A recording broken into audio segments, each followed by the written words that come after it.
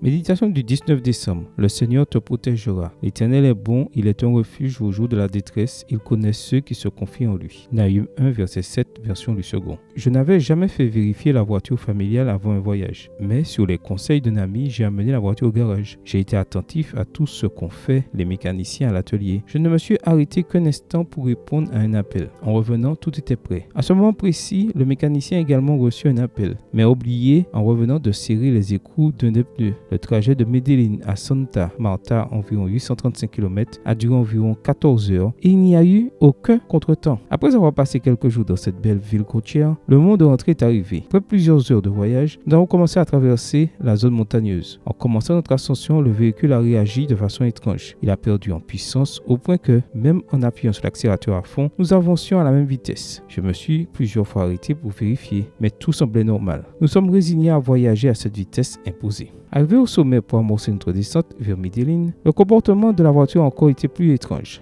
Elle ralentissait. Il faisait déjà nuit et distinguer la voie de l'abîme devenait difficile. Soudain, j'ai vu la roue avant-gauche bondir au-dessus de la voiture. Elle est retombée puis s'est mise à rouler devant nous pour finalement se perdre dans l'obscurité. La voiture s'est penchée de ce côté et a continué sa course au milieu de la route. J'ai tenu fermement le volant, essayant de la faire tourner à droite pour sortir de la voie, craignant de croiser une autre voiture en sens inverse. J'ai intensément prié tout en luttant, et je sais que ma famille aussi. Soudain, comme déplacé par une main invisible, le véhicule a dévié sur la droite pour sortir de la route. Nous sommes tous sortis indemnes. Savoir que Dieu a toujours pris soin de moi me donne un sentiment indescriptible de sécurité. Je sais qu'il me garde en vie parce qu'il a un plan pour moi. Aujourd'hui, il te dit, à l'heure de la détresse, je serai ton refuge. Fais-moi confiance. Amen. Bonne journée à toi et que le Seigneur te bénisse.